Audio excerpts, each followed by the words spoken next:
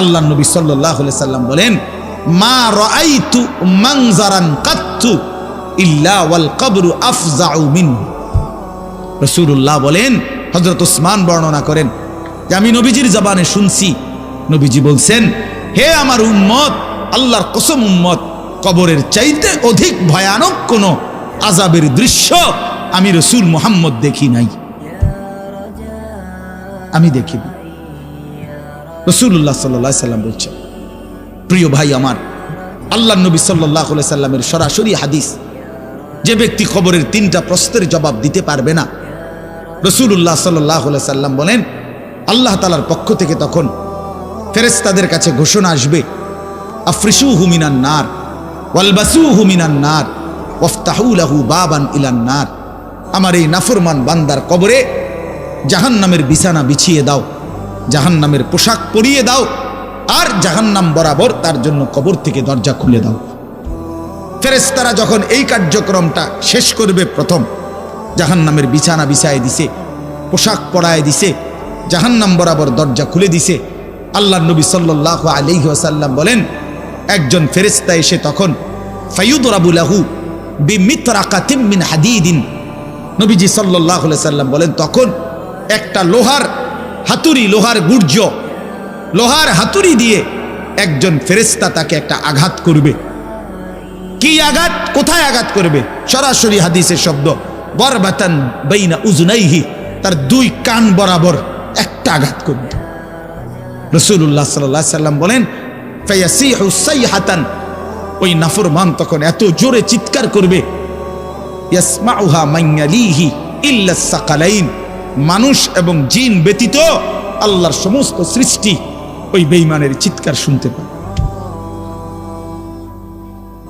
এই কবরের আযাব।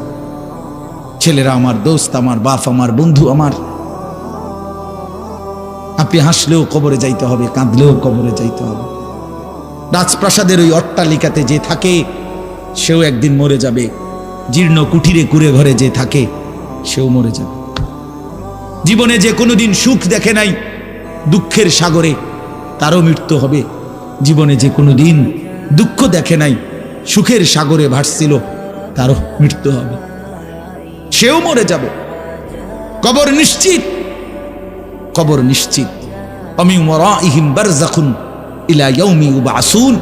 আল্লাহ তাআলা মৃত ব্যক্তিকে বলবে, বান্দা, কোরআন শরীফের আয়াত, এখন থেকে নিয়ে ইসরাফিলের ফুঁতে হাসরের ময়দানে উঠানো পর্যন্ত বারযাখ মানে কবরের জীবনে পড়ে থাকো।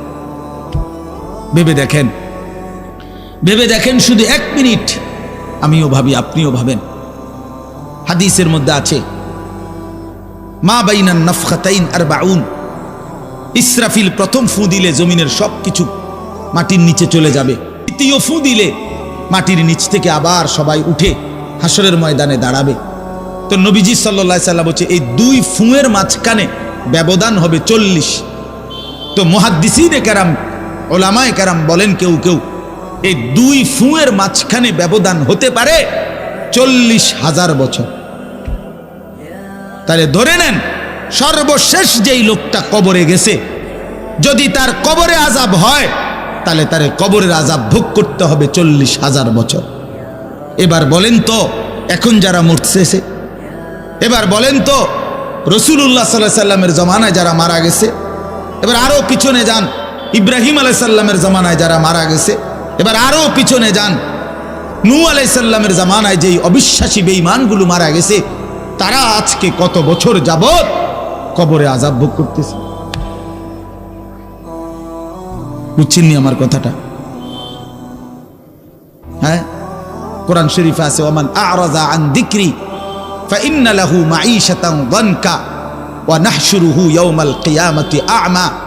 আল্লাহ বলেন, আমার স্মরণ থেকে যে মুখ ফিরায় নিল, আমার বন্দিগি, আমার ইবাদত, আমার হুকুম পালন, আমি তার জীবন করে দেব সংকীর্ণ, এবং তার হাসরের ময়দানে উঠাবো অন্ধ। এই জীবন সংকীর্ণ করার একাধিক তাফসির, এর মধ্যে একটা তাফসির হলো এইটা, যে আল্লাহ জীবন সংকীর্ণ করে দিবে মানে তার কবরের মধ্যে, তার কবরটাকে একেবারে সংকীর্ণ করে দিবে। আল্লাহ রসুল বলছে, নাফরমানের কবর রাইখা যখন ফেরেশতা চলে যাবে, কবর ডান পাশের মাটি তারে একটা চাপ দিবে বাম দিকে, বাম দিকের মাটি এক ডান দিকে, আল্লাহর কসম ডান পাশের হাড্ডি পাঁজর ভাঙ্গা ডান দিকে বাম দিকে চলে যাবে, বাম দিকের হাড্ডি পাঁজর ভাঙ্গা। রাসূলুল্লাহ সাল্লাল্লাহু আলাইহি ওয়াসাল্লাম বলছে, বন্ধু দেখেন, হাত্তা তাখতালিফা আদলাউহু, এই দুই আঙ্গুল যেভাবে এভাবে একটার ভিতরে ঢুকে গেছে, খোদার কসম ডান পাশের হাড্ডি পাঁজর বাম পাশের হাড্ডি পাঁজর এইভাবে একটার ভিতরে ঢুকে যায়। এটার অর্থ এটা।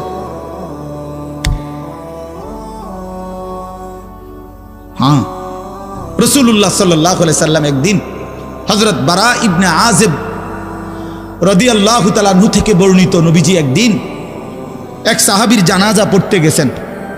জানাজা পড়তে গিয়ে খালি কবরের সামনে কিছুক্ষণ দাঁড়াইছেন। তখনও ওনারে কবরে রাখে নাই, জানাজাও পড়ায় নাই। নবীজি আগে গিয়া কবরটার সামনে দাঁড়াইছে। হযরত বারা ইবনে আযিব বলেন, আমরা নবীজির সাথে ছিলাম। আল্লাহ নবী সাল্লাল্লাহু আলাইহি সাল্লাম কবরের খালি এই কবরে দেখা অঝরে কাঁদতে শুরু করছে। আমরা সবাই সাহাবীরা নবীজির সাথে কাঁদতে শুরু করলাম। অনেকক্ষণ কাইদা নবীজি চোখের পানি মুইছা আজীব কথা বলছে নবী। রাসূলুল্লাহ সাল্লাল্লাহু আলাইহি সাল্লাম সাহাবীদেরকে লক্ষ্য করে বলছে, ইয়া ইখওয়ানি লিমিসলি হাদা ফাআইদ্দু, আমার বন্ধুরা, আমার সাথীরা, এই কবরে যাওয়ার জন্য তোমরাও রেডি হও। ফাআইদ্দু, তোমরাও প্রস্তুতি নাও। অচিরেই তুমি আমি সবাই এই কবরেই পৌঁছে যাইতে হবে। রাসূলুল্লাহ সাল্লাল্লাহু আলাইহি সাল্লাম বলছে, প্রিয় বন্ধু আমার, জওয়ান সাথী আমার, সামান্য এই কয়েকটি জওয়ানি নষ্ট না করা, নষ্ট না করা, কোনোভাবেই নষ্ট না করা। তো এই জন্য বললাম, এই সূরা মুলক এটা আল্লাহ তাআলা অত্যন্ত ফজিলতপূর্ণ একটি সূরা। রাসূলুল্লাহ সাল্লাল্লাহু আলাইহি সাল্লাম বলছেন, এটা কবরের আযাব থেকে রক্ষা করবে। এই সূরা নিয়মিত তাফসীরের মধ্যে আমি নিজে পড়ছি, তাফসীরে কুরতুবীতে আছে। আল্লাহ নবী সাল্লাল্লাহু আলাইহি সাল্লাম বলেন, লাওয়াদিত্তু, নবীজি বলেন, আমার দিলের আশা, আমার দিলের তামান্না, আমার উম্মতের প্রতিটা মুমিন তার কলিজার ভিতরে, তার জবানে এই সূরা মুলক থাকুক, সূরা মুলক থাকুক। অর্থাৎ রাসূলুল্লাহ সাল্লাল্লাহু আলাইহি সাল্লাম বলতেন, আমার প্রতিটা মুমিন বান্দা উম্মত যেন এই সূরা মুলক তেলাওয়াত করে, যেন কবরের আযাব থেকে রক্ষা পায়। নবীজি 5 ওয়াক্ত নামাজের পরে, আল্লাহর কসম ভাই, এখানে অনেক ওলামায়ে কেরাম আছে, আপনি জিজ্ঞাসা করুন, নবীজি 5 ওয়াক্ত নামাজের পরে, সরদারে দু আলম নবীর তো কোনো গুনাহ নাই, তিনি নিষ্পাপ, তিনি তো জান্নাত উদ্বোধন করবেন। আনা আউয়ালু মান ইয়াকরাউ বাবাল জান্নাহ, নবী বলছে, আমি সেই মুহাম্মদ যে প্রথম জান্নাতের দরজা আমি নাড়ব, জান্নাতের কড়া নাড়ব আমি মুহাম্মদ। ভিতর থেকে ফেরেশতা বলবে, আপনি কে? আমি বলবো মুহাম্মদ। ফেরেশতা বলবে, আনতাজিরু লাক, আমি তো আপনার অপেক্ষাই করছিলাম, আপনি আসবেন বলেই তো অপেক্ষায় ছিলাম, আপনি উদ্বোধন করে দিলেই তো বাকিরা ঢুকবে। তো সেই নবী যিনি জান্নাত উদ্বোধন করবেন, তিনি 5 ওয়াক্ত নামাজের পরে ভাইয়া প্রতিদিন তিনি যেই কথাটা দোয়া করতেন, এর মধ্যে একটা দোয়া এটা, আল্লাহুম্মা ইন্নী আউযু বিকা মিন আযাবিল কবর ওয়া মিন ফিতনাতিল কবর ওয়া মিন ফিতনাতিল মাসীহিদ দাজ্জাল ওয়া মিন ফিতনাতিল মাহইয়া ওয়াল মামাত। আল্লাহ, আমি কবরের আযাব থেকে পানাহ চাই। নবীজি নিজে বলতেন, নবীজি নিজে বলতেন। প্রিয় ভাই, বাবা আমার, চলেন সবাই নিয়ত করি, নিজেকে গুনাহ থেকে বাঁচানো দরকার, নিজের আল্লাহর নাফরমানি থেকে বাঁচানো দরকার। আল্লাহ তাআলা বলেন, ইন্নাল্লাযীনা ইয়াখশাউনা রাব্বাহুম বিল গায়ব, আমি আল্লাহকে না দেখে, আমার কথাগুলো আখিরাত সম্পর্কিত, এগুলোকে না দেখে যারা আমি আল্লাহকে ভয় করে, আখিরাতকে ভয় করে, জাহান্নামকে ভয় করে, কবরকে ভয় করে, আল্লাহ বলেন, তাফসীরের মধ্যে লিখছে, ভয় করে মানে হলো গুনাহ বর্জন করে। কোন ব্যক্তি আল্লাহকে ভয় করে, খোদার কসম, এই কথার অর্থ হলো গুনাহ ছেড়ে দেয়। যে গুনাহ ছেড়ে দেয় সে আল্লাহকে ভয় করে, যে আল্লাহকে ভয় করে সে গুনাহ ছেড়ে দেয়। কোন নাফরমান আল্লাহকে ভয় করে না, আল্লাহকে ভয় করলে গুনাহ করতে পারে না। বুঝেন নাই বাংলা কথাটা? এটা এটা কাগজের এই পিঠ ও পিঠ, কাগজের এই পিঠ ওই পিঠ। এই পিঠে যদি লেখা আছে আল্লাহর ভয়, তো ওই পিঠে লেখা থাকবে গুনাহ বর্জন। যে গুনাহ ছেড়ে দেয় সে অটোমেটিকলি আল্লাহকে ভয় করে, যে আল্লাহকে ভয় করে সে গুনাহ বর্জন করে। এজন্য তাকওয়ার অর্থ আল্লাহর ভয়, এটার প্রথম অর্থ হইল গুনাহ বর্জন। মান খাশিয়ার রহমান, আল্লাহকে ভয়, এটার প্রথম অর্থ গুনাহ বর্জন, গুনাহ বর্জন। আমার শায়েখ আল্লামা মুফতি মুশতাকুন নবী সাহেব সব সময় চিল্লায় মাহফিলে, অনেক সময় আহাজারি করে বলে যে বাপ, গুনাহ আগুন, গুনাহ আগুন, গুনাহ আগুন। প্রতিটা গুনার পিঠে ওই পিঠে আগুন আছে। নারীর প্রতিটা বেপর্দা দৃশ্যের মধ্যে খোদার কসম আগুন জ্বলে।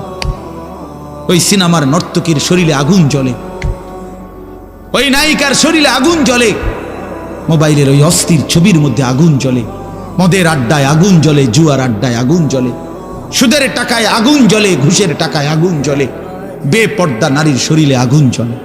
ওইটা রূপ না, ওইটা আগুন, ওইটা জাহান্নাম, ওইটা জাহান্নাম। আল্লাহ তাআলা বলেন ইন্নাল্লাযীনা ইয়াখশাউনা রাব্বাহুম বিল গায়ব, আল্লাহ তাআলা বলেন আমার যে বান্দারা আমার আখিরাত, আমার জাহান্নাম, আমার পরকাল, আমার কবর, এই কথাগুলোকে ভয় করে, আমি আল্লাহকে ভয় করে, না দেখে, না দেখে, আল্লাহ বলেন আমি ওয়াদা দিলাম লাহুম মাগফিরাতুম ওয়া আজরুন কাবীর, আমি তাদের পেছনের সব গুনাহ মাফ করে দেব আর আমার সবচেয়ে বড় পুরস্কার জান্নাত দিয়ে দেব।